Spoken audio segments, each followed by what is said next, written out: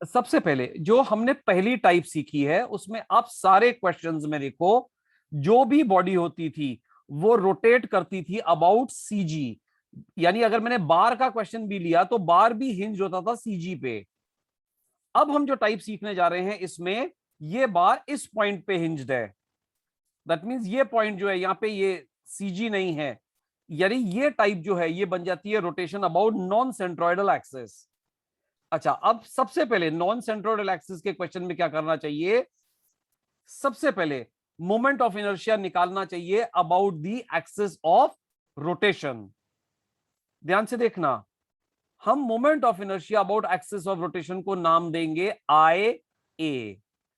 इसको हम लिखेंगे पैरेलल एक्सिस थ्योरम के फॉर्मूले से आई जी प्लस एम एच या एम एल स्क्वायर, जिसमें Ig is moment of inertia about an axis passing through CG, M is the mass of the body, and L is the distance between, ये बहुत ध्यान से सुनना, L is the distance between the axis passing through CG and axis passing through point A।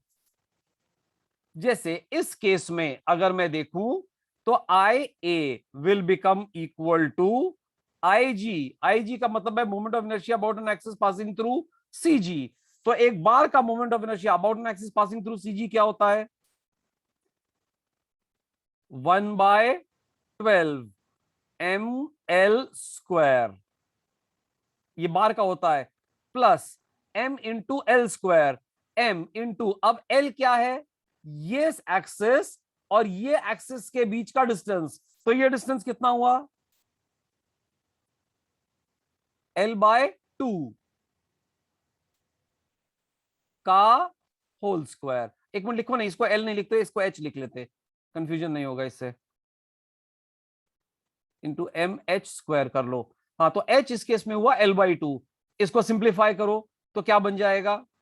तो ये हो जाएगा ml²/12 plus ml²/4। हाँ, तो एलसीएम ले लेते, एलसीएम ले लिया 12, तो क्या बचेगा? यहां आ गया ml² प्लस, और ये बन गया 3ml²। कितना हो गया? 4ml²। तो 4 अपॉन सर वो 12 6 ml, नहीं नहीं बराबर है। बराबर ना? हाँ हाँ तो बराबर है ये बन सर। गया 4ml² अपॉन 12। तो 4 से वो ये कट गया, तो ऊपर बचा, नीचे बचा 1/3ml²। इसका मतलब इसका moment of inertia about the axis of rotation I A, इस केस में ये बन जाएगा 1/3ml²। तो किसी भी क्वेश्चन में जिसमें rotation is about non centroidal axis, सबसे पहले हमेशा निकालना आई ए। लिखो step one, we calculate moment of inertia. Step 1, we calculate moment of inertia about the axis of rotation. We calculate moment of inertia about the axis of rotation. Therefore, sir inertia के बाद क्या होता we calculate moment of inertia about the axis of rotation. We calculate moment of inertia about the axis of rotation. Therefore, Ia is equal to, पहले ये लिखो फिर ये लिख के लो पूरा।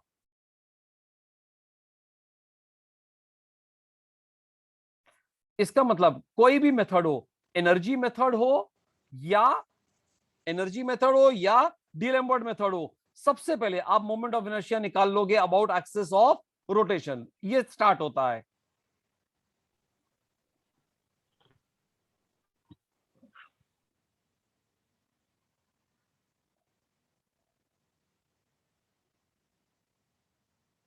ये लिख के रुक जाओ, फिर स्टेप 2 बताता हूं।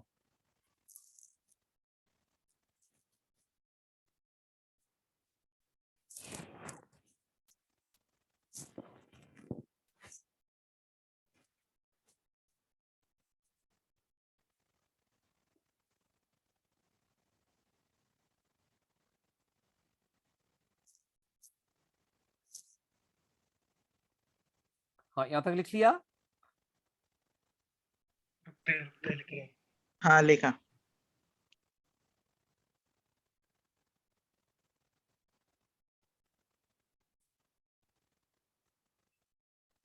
करूं, रब करूं ये पार्ट? हाँ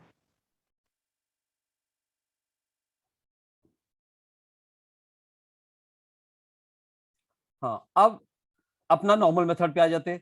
सबसे पहले आपको डिलेम्बर्ट मेथड कराता हूं। हाँ, सबसे पहले मुझे बताओ, इसमें पहले हम कर रहे हैं डीएलेम्बर्ट्स मेथड। हाँ, मुझे बताओ, वेट इनिशियल डिफ्लेक्शन कॉज करेगा क्या? इस केस में वेट इनिशियल डिफ्लेक्शन कॉज करेगा क्या? कहाँ है वेट? नहीं नहीं नहीं करेगा? नहीं नहीं नहीं करेगा? करेगा। नहीं करेगा। अच्छा, आप ये अरेंजमेंट कैसे तैयार करोगे, मुझे एक बात बताओ। करेगा। आप सबसे पहले एक बार ऐसे हिंज लोगे, एक बार को उसके साथ हिंज कर दोगे, बराबर। अब आप इस पे ये टॉर्जनल स्प्रिंग लगा दोगे और यहां पे एक स्प्रिंग लगा दोगे। अब आप इस बार को छोड़ दोगे। अभी तक आपने इस बार को पकड़ा हुआ था। अब जैसे ही आप बार छोड़ोगे, क्या होगा? अपने वेट टेंशन। की वजह से ये बार ऐसा हो जाएगा। तो इसमें इनिशियल डिफ्लेक्शन कॉज करेगा कि नहीं? करेगा। हाँ करेगा। इसमें इनिशियल डिफ्लेक्शन कॉज करेगा कि नहीं? हाँ इसका मतलब इसमें भी इनिशियल डिफ्लेक्शन होगी और इसमें भी इनिशियल डिफ्लेक्शन होगी। इसका मतलब एफबीडी में ना हम कंसीडर करेंगे वेट, ना करेंगे इनकी इनिशियल डिफ्लेक्शन। लिखो, initial deflection in the springs.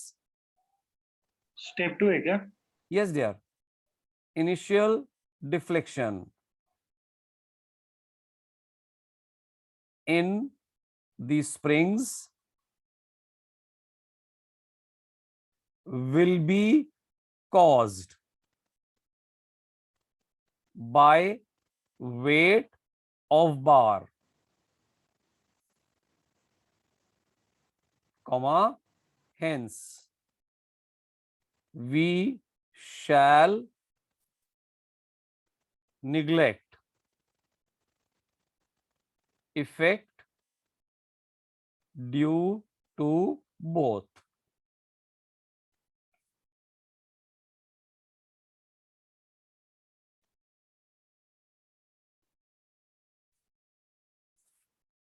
देखो, हम शुरू से मैं आपको ये चीज सिखा रहा हूं कि सबसे पहले हम ये चेक करते हैं कि इनिशियल डिफ्लेक्शन वेट की वजह से कॉज तो नहीं हो रही है। Then we do not consider initial deflection. That means we do not consider force due to initial deflection.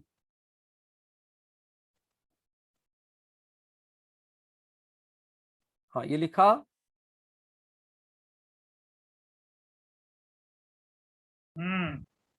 करूं, रब करूं? छोड़ दिया तो भी चलेगा। ये जरा, अब मुझे बताओ, अब ये मेरी मीन पोजीशन हो गई एक तरह से।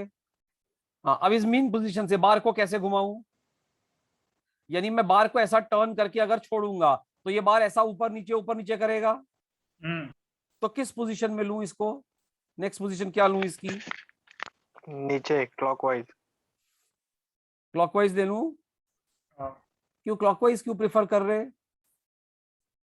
टेंशन में इजी होता है निकालना। स्प्रिंग टेंशन में आएगी। ठीक है, वेरी गुड। तो हम मान लेते कि ये बार नीचे जा रहा है और ऐसा है। इतना ज्यादा नहीं होता है, ये हम समझने के लिए एग्जैजरेट करके दिखाते हैं। यानी ये नीचे जा रहा है बाय थीटा, इसकी एंगुलर वेलोसिटी है थीटा डॉट, इसकी एंगुलर एक्सेलरेशन है थीटा डबल डॉट, बराबर। हाँ, तो अब बार का ड्रॉ करते हैं फ्री बॉडी डायग्राम। बार का एफबीडी बनाते हैं। हाँ, अब मुझे बताना शुरू करो, एफबीडी में क्या क्या दिखेगा।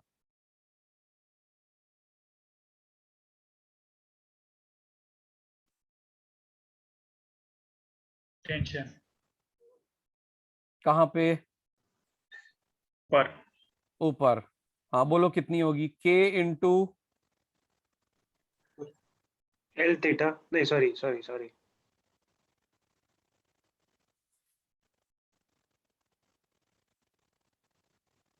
एम थीटा के इंटू, एम थीटा आएगा क्या? हाँ डियर, एल थीटा आएगा ना। L theta. इस स्प्रिंग में डिफ्लेक्शन कितना हुआ ये? L theta. बराबर के नहीं? हाँ हाँ हाँ, तो ये स्प्रिंग फोर्स आ गया ऊपर। और क्या आएगा?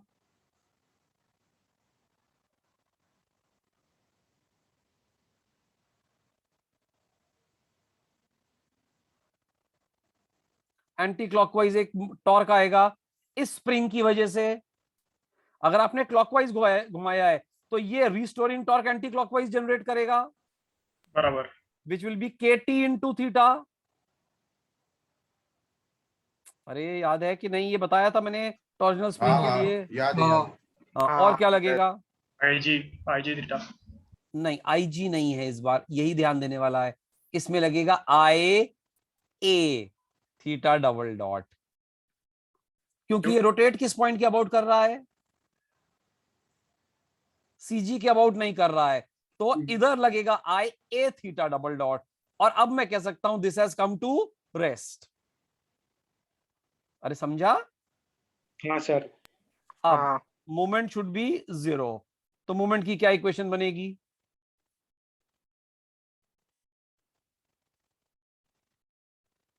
Minus K into L into theta into L minus K T into theta minus I A into theta double dot equal to 0। बराबर कि नहीं? हाँ हाँ, पुट करना शुरू करते तो ये हुआ, साइन चेंज कर लेते तो ये बना k l square theta plus k T into theta plus I A था 1/3 m l square into theta double dot equal to 0। तो ये बन गया m l square by 3 into theta double dot plus k l square plus k T into बाहर आ गया theta is equal to 0। अरे समझ रहा? हाँ इसको नीचे लेके गए तो ये बन गया theta double dot plus 3 into k l square plus k t upon m l square into theta equal to 0। और ये हो गई मेरी equation of S H M.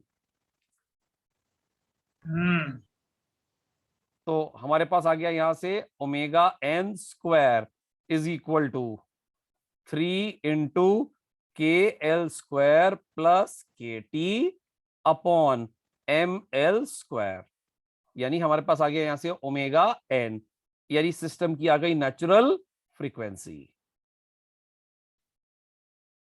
हाँ, समझा तरीका? करो जल्दी से, लिखो इतना। हेडिंग दिया ना डी-लैम्बर्ट्स मेथड, ये हमारा पहले डी-लैम्बर्ट्स मेथड है। स्टेप 2 ना, अपना स्टेप 2 है नहीं ये? ये स्टेप 2, ये स्टेप 3 हो गया। स्टेप 2 में हमने वो नोट लिख दिया ना। स्टेप 3 को डी-एल्बर्ट्स मेथड नाम दे देंगे फिर। मतलब अब हम स्टेप 3 में एफबीडी बना रहे हैं, तो उसमें डी-लैम्बर्ट मेथड में एफबीडी बनता है।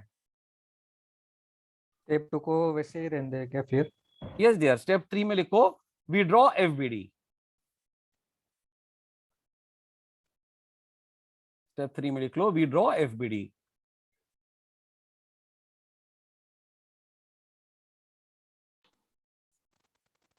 हाँ, अब हमने हेडिंग लिख दी एनर्जी मेथड। ठीक है, अब एनर्जी मेथड में हमारा स्टेप 1 विल रिमेन सेम, यानी स्टेप 1 में हम बोलेंगे कि mass moment of inertia I is equal to 1/3 ml square, जो हमने निकालना सीखा था अभी वो निकाल लिया। स्टेप 2 विल रिमेन सेम, हम बोलेंगे वेट कॉज करेगा इनिशियल डिफ्लेक्शन, तो दोनों हमने एक दूसरे से कैंसिल कर दिए। अब स्टेप 3 देखो ध्यान से। अब स्टेप 3 में हम इसमें बोलेंगे total energy of the system. हाँ, मुझे बताओ टोटल एनर्जी क्या होगी इस सिस्टम की? किस किस में एनर्जी होगी? एक बार में होगी काइनेटिक एनर्जी क्योंकि उसको एंगुलर वेलोसिटी है, एक स्प्रिंग एनर्जी ये वाली, एक स्प्रिंग एनर्जी ये वाली। हाँ, तो मुझे तीनों एनर्जी के फॉर्मूले बताओ क्या होते हैं। पीछे पेज टर्न करो और मुझे तीनों एनर्जीज के फॉर्मूले बताओ।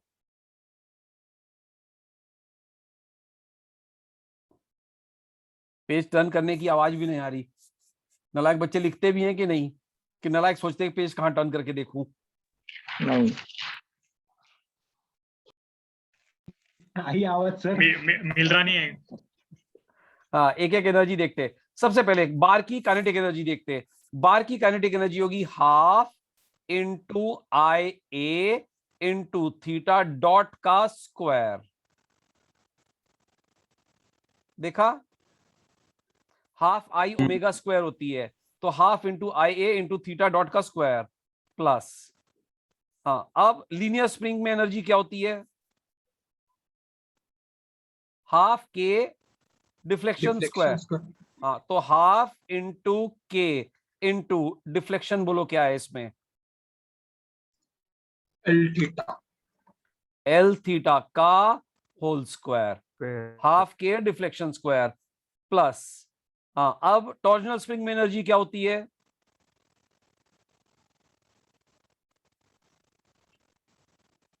Half into k T into, अरे देख के बताओ ना यार, थीटा स्क्वायर। अरे हाँ ना, आपको सारी एनर्जी मैंने लिखवाई है ना। लीनियर स्प्रिंग की होती है हाफ के डिफ्लेक्शन स्क्वायर, टॉर्जनल स्प्रिंग की होती है हाफ के एंगुलर डिफ्लेक्शन स्क्वायर, और अगर बार रोटेट कर रहा है तो होती है हाफ आई ओमेगा स्क्वायर, और अगर मास को लीनियर है तो half m v square.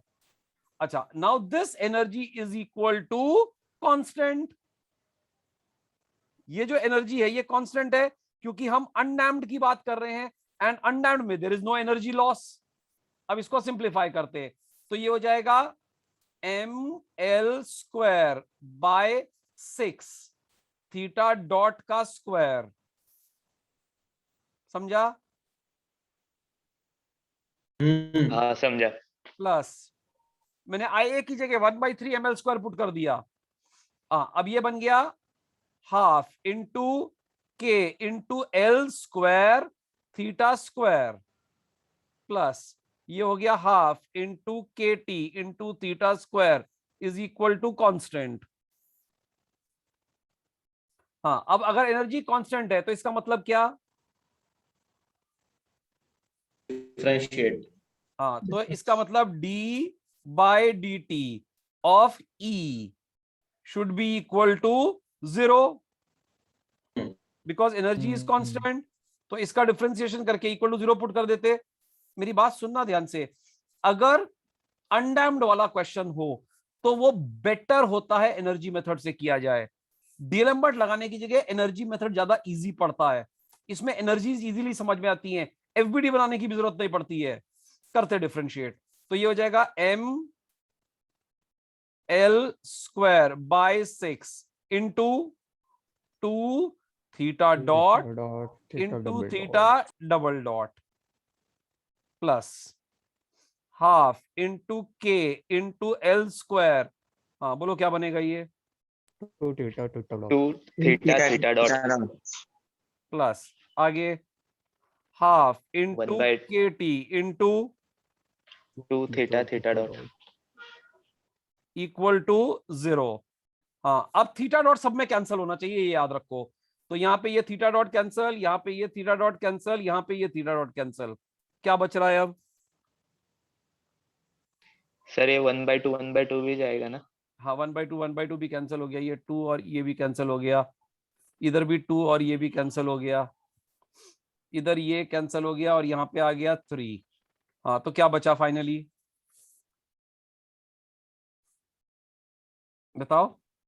ml square by 3 theta m double dot l square by 3 theta double dot l plus square k l square k l square theta plus k t theta k t theta is equal to 0 0। बराबर। हाँ, same equation आ रही कि नहीं आ रही? तो ये हो गया थीटा डबल डॉट प्लस यहाँ पे बन गया k l square plus k T into 3 upon m l square theta equal to 0, और ये बन गई equation of S H M. अरे समझा? अरे हाँ। हाँ, अब देखो पिछली इक्वेशन भी सेम आई थी हमारी, है कि नहीं? दैट मींस ये सारे questions can be solved either by D'Alembert method or they can be solved by energy method. Energy method मेरे हिसाब से इसमें ज्यादा इजी पड़ता है, कि एफबीडी बनाने की भी टेंशन नहीं आती है, और गिनी चुनी 4 ही तो एनर्जी हैं: लीनियर मास, angular energy, linear spring, torsional spring, बस।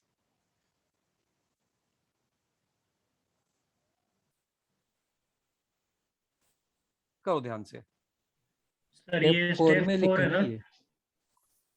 नहीं डियर, स्टेप 4 है ना? नहीं, ये स्टेप 3 है पूरा, मतलब टोटल एनर्जी और उसको डिफरेंशिएट।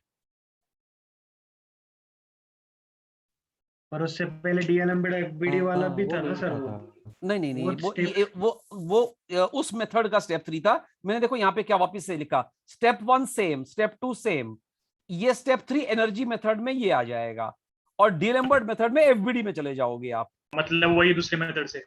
हाँ, वही दूसरे मेथड से। फिर इस पे ओके heading ओके क्या ओके दिया ओके अभी? ओके।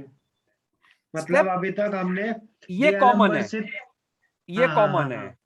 स्टेप 1 स्टेप 2 दोनों में कॉमन है। स्टेप 3 में वहां डीलेम्बर्ट आ जाता है एफबीडी के साथ, यहाँ पे एनर्जी आ जाती है। ओके, डीएलएम में 3 स्टेप है और टोटल एनर्जी में 3 स्टेप है। हाँ, इसको फिर हेडिंग एनर्जी मेथड दे दे। हाँ, इसको एनर्जी मेथड दो।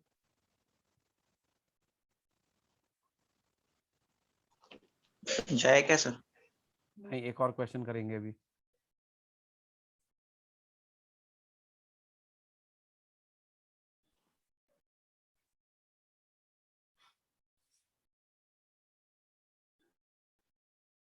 ये समझा ना अच्छे से? हाँ समझा। हाँ समझा। अगले पेज पे जाऊं मैं, आप ये लिखो, करोगे? अरे नहीं, रुक बाकी- पुनीत सर। 1 मिनट रुक। सबसे पहले हमने आई नॉट क्वेश्चन में दिया हुआ है तो आई नॉट लिख लिया गिवन। अब हमने बोला कि वेट और इनिशियल डिफ्लेक्शन ने एक दूसरे को कैंसिल कर दिया। अब हमने इस बार को मीन पोजीशन से क्लॉकवाइज टर्न कर दिया by theta, theta dot, theta double dot, दोनों तरफ से। हाँ, अब इसका एफबीडी बनाते, तो मुझे बताओ एफबीडी में क्या क्या दिखेगा। अब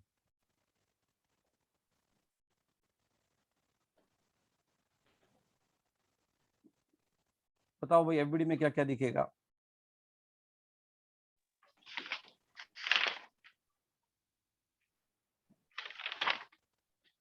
अरे बताना शुरू करो।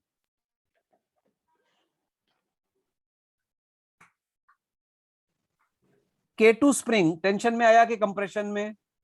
कंप्रेशन में। कंप्रेशन। हाँ, तो K2 स्प्रिंग की वजह से फोर्स कैसा लगेगा? अपवर्ड। अपवर्ड। और उसकी वैल्यू क्या होगी? K2B theta. Very good, K2 into b into theta. Theta. हाँ, स्प्रिंग 1 टेंशन में आया कि कंप्रेशन में? टेंशन में। तो उसकी वजह से फोर्स कैसा लगेगा? बाहर क्या है, मतलब लेफ्ट की तरफ। लेफ्ट की तरफ। हाँ, और उसकी वैल्यू क्या होगी? K1 into A into theta. हाँ, और क्या लगेगा? अब टॉर्जनल स्प्रिंग क्लॉकवाइज टर्न कर गया, तो उसका रिस्टोरिंग टॉर्क जो होगा वो होगा एंटी क्लॉकवाइज, ऐसा वो हो जाएगा KT इंटू थीटा, बराबर। और क्या लगेगा? क्लॉकवाइज घूम रहा है तो लगेगा IA theta double dot.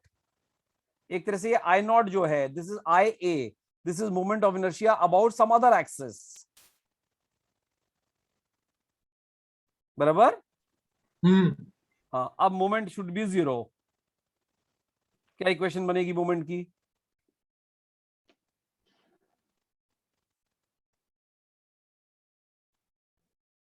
-k1 into a into theta into a minus k2 into b into theta into b minus kt into theta minus I not into theta double dot equal to 0। अरे समझा कि नहीं?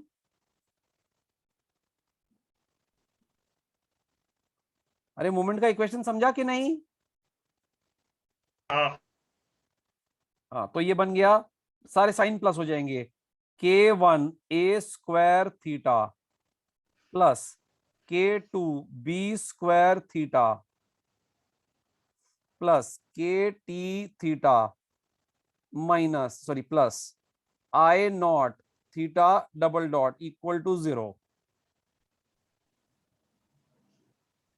तो equation बन गई theta double dot plus, directly लिख रहा हूं मैं, तो ये हुआ k1 a square plus k2 b square plus kt the whole divided by I not, और बाहर आ गया थीटा। उल्टा लिख दिया क्या मैंने? मैं बराबर लिखा। हाँ, इक्वल टू 0, और ये हो गई मेरी इक्वेशन ऑफ SHM।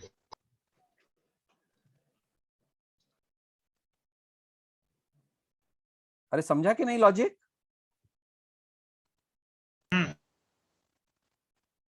सबको एफबीडी बनाने का लॉजिक समझाना कैसे बनाते?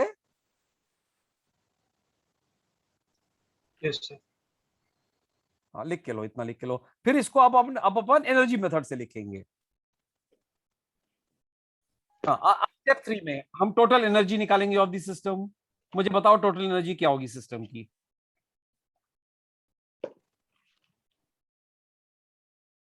और स्टेप 3 में ये टर्न करके बस इतना भी दिखा दिया, टर्न किया तो काफी होता है, एफबीडी की जरूरत ही नहीं। हाँ, एनर्जी बतानी शुरू करो। 4 एनर्जी आएंगी, 2 लीनियर स्प्रिंग की, एक टॉर्जनल स्प्रिंग की, और एक बेल क्रैंक लीवर की, है ना? 4 एनर्जी आएंगी। तो सबसे पहली हाफ इंटू k2 की वजह से कितनी होगी? k2 into deflection square. Deflection कितना है? b थीटा का स्क्वायर प्लस k1 की एनर्जी कितनी होगी? a theta square k1 a theta square torsional spring की क्या होगी? 1 अप kt थीटा स्क्वायर और बेल क्रैंक लीवर की क्या होगी?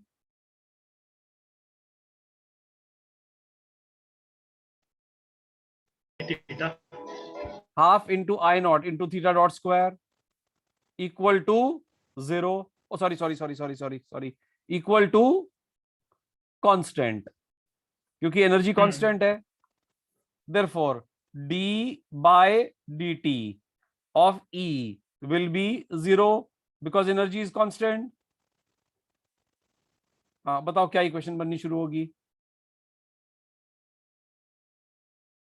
k2 by 2 into b square into 2 theta theta dot. समझा?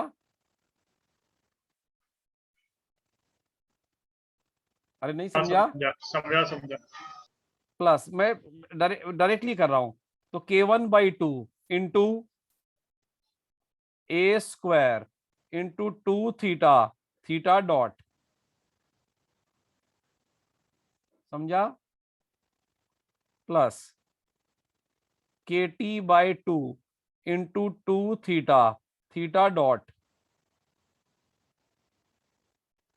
Plus half into I not into 2 theta dot theta double dot, ये है इक्वल टू 0।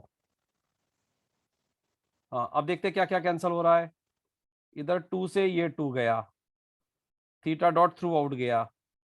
इधर ये 2 से ये 2 गया, थीटा डॉट थ्रू आउट गया। ये 2 से ये 2 गया, थीटा डॉट थ्रू आउट गया, ये 2 से ये 2 गया, थीटा डॉट थ्रू आउट गया। तो हमारे पास क्या बचा?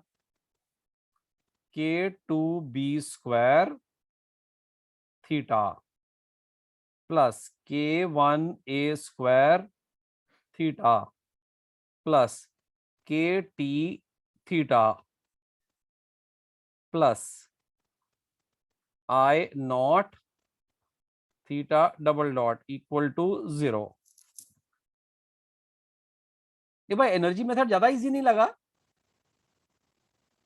हाँ मुझे एनर्जी लगा। मुझे ज्यादा इजी लगता है एनर्जी मेथड। तो लास्ट वाला किसका था? 1/2 I not theta square. Bell crank इसकी लीवर energy का, थी। बेल क्रैंक लीवर की, हाँ। बेल क्रैंक लीवर को भी तो रोटेशन है थीटा डॉट, तो rotational energy bell crank lever की है ना। कोई बॉडी रोटेट करती है तो उसकी एनर्जी क्या होती है? Half I omega square. Omega मतलब थीटा डॉट, I मतलब moment of inertia about axis of rotation. तो ये बन गया थीटा डबल डॉट प्लस, अब बाकी कॉमन आ गया, k2b² plus k1a² plus kt the whole divided by I not, और बाहर आ गया theta double dot equal to 0। बन गई इक्वेशन ऑफ SHM। अब आप डिलेम्बर्ट से करो या वर्क एनर्जी से करो, फाइनल आंसर दोनों केस में देखो सेम आ जाता है।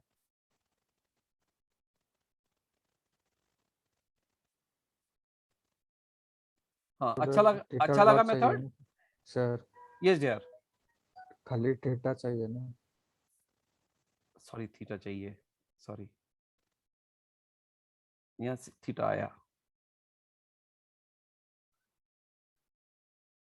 Equal to 0। ये इक्वेशन ऑफ SHM हो गई। चलो बाय। यस डियर, सबको rotation about non centroidal axis का लॉजिक समझा? हाँ समझा। यूट्यूब वो समझा यूट्यूब पे सर। क्या देख रहे हो उसका नाम? नहीं वो ठीक है, वो बुधवार का रिकॉर्डिंग में डालो ना, लास्ट लेक्चर का। डालता हूँ मैं, लास्ट का भी डाल देता हूँ, आज का भी डाल देता हूँ, दोनों डाल देता हूँ।